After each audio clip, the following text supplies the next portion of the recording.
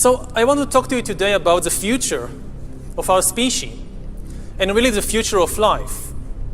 We are probably one of the last generations of Homo sapiens.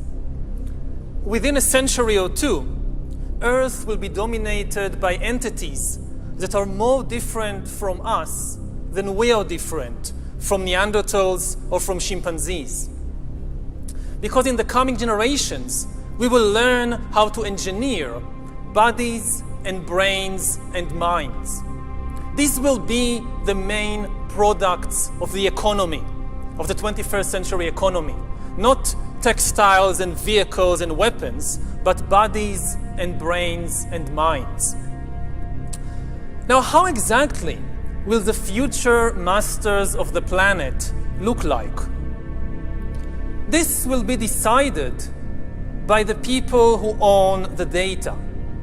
Those who control the data control the future not just of humanity, but the future of life itself. Because today, data is the most important asset in the world. In ancient times, land was the most important asset. And if too much land became concentrated in too few hands, humanity split into aristocrats and commoners. Then in the modern age, in the last 2 centuries, machinery replaced land as the most important asset. And if too many of the machines became concentrated in too few hands, humanity split into classes, into capitalists and proletariats.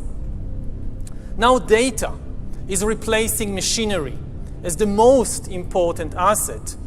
And if too much of the data becomes concentrated in too few hands, humanity will split not into classes, it will split into species, into different species. Now, why is data so important? It's important because we've reached the point when we can hack not just computers, we can hack human beings and other organisms.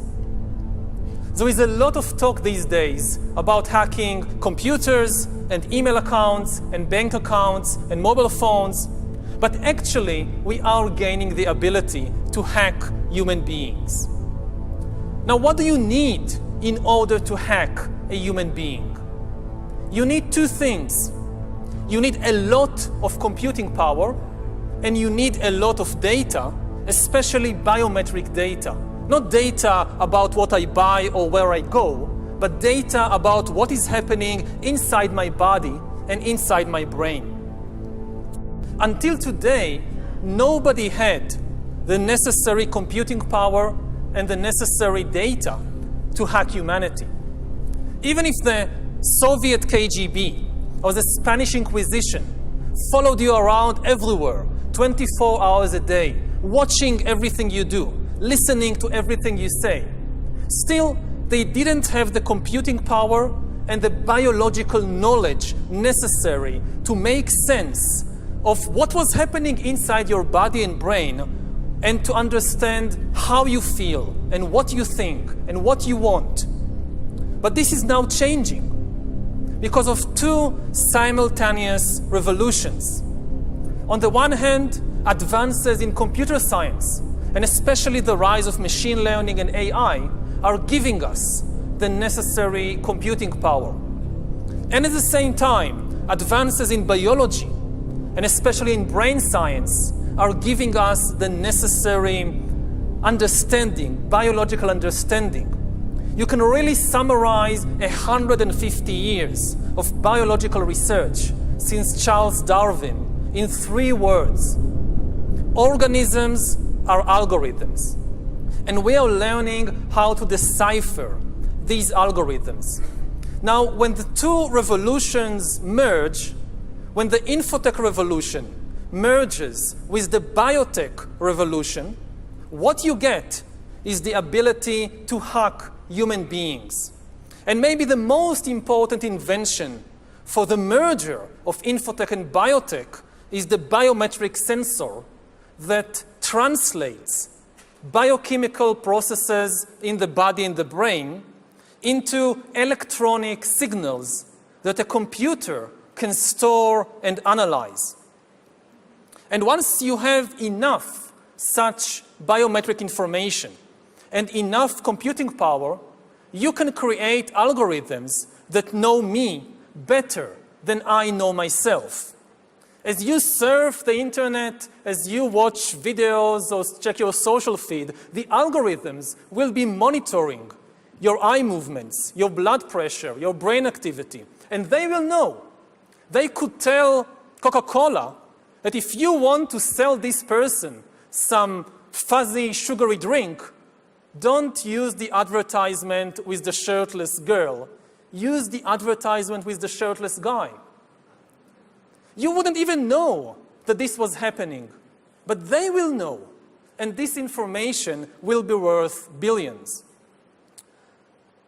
Once we have algorithms that can understand me better than I understand myself, they could predict my desires, manipulate my emotions, and even take decisions on my behalf. And if we are not careful, the outcome might be the rise of digital dictatorships. In the 20th century, democracy generally outperformed dictatorship because democracy was better at processing data and making decisions. We are used to thinking about democracy and dictatorship in ethical or political terms, but actually, these are two different methods to process information. Democracy processes information in a distributed way. It distributes the information and the power to make decisions between many institutions and individuals. Dictatorship, on the other hand, concentrates all the information and power in one place. Now, given the technological conditions of the 20th century, distributed data processing worked better than centralized data processing, which is one of the main reasons why democracy outperformed dictatorship and why, for example, the US economy outperformed the Soviet economy. But this is true only under the unique technological conditions of the 20th century. In the 21st century, new technological revolutions, especially AI and machine learning, might swing the pendulum in the opposite direction. They might make centralized data processing far more efficient than distributed data processing. And if democracy cannot adapt to these new conditions, then humans will come to live under the rule of digital dictatorships. And already at present, we are seeing the formation of more and more sophisticated surveillance regimes throughout the world, not just by authoritarian regimes, but also by democratic governments. The US, for example, is building a global surveillance system, while my home country of Israel is trying to build a total surveillance regime in the West Bank. But control of data might enable human elites to do something even more radical than just build digital dictatorships. By hacking organisms, elites may gain the power to re-engineer the future of life itself. Because once you can hack something, you can usually also engineer it. And if indeed we succeed in hacking and engineering life, this will be not just the greatest revolution in the history of humanity. This will be the greatest revolution in biology since the very beginning of life 4 billion years ago. For 4 billion years, nothing fundamental changed in the basic rules of the game of life. All of life, for 4 billion years, dinosaurs, amoebas, tomatoes, humans, all of life was subject to the laws of natural selection and to the laws of organic biochemistry. But this is now about to change. Science is replacing evolution by natural selection with evolution by intelligent design. Not the intelligent design of some god above the clouds, but our intelligent design and the intelligent design of our clouds. The IBM cloud, the Microsoft cloud, these are the new driving forces of evolution.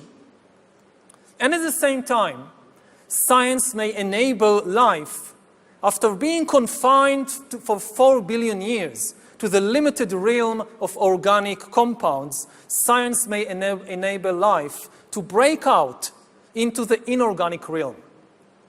So after 4 billion years of organic life shaped by natural selection, we are entering the era of inorganic life shaped by intelligent design. This is why the ownership of data is so important.